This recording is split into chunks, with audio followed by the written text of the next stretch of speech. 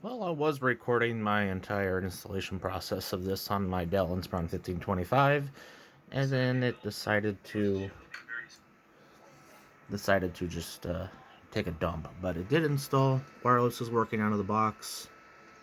I think it's probably missing some chipset drivers, but I probably won't keep this installed because I'm gonna see if I can get 11 on there just for the heck of it.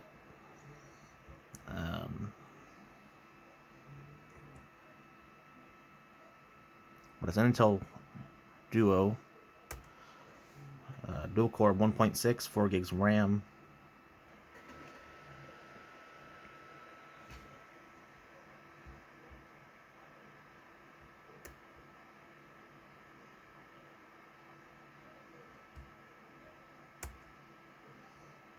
So far, it seems to be much smoother than Vista.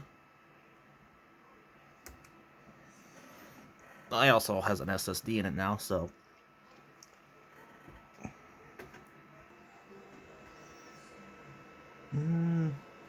CPU is jumping all over the place.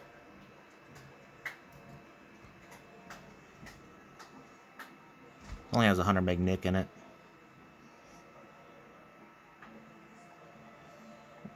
And just a quick little video messing around with this old laptop. I think next I'll see if I can get Windows 11 on there. Alright, catch y'all later.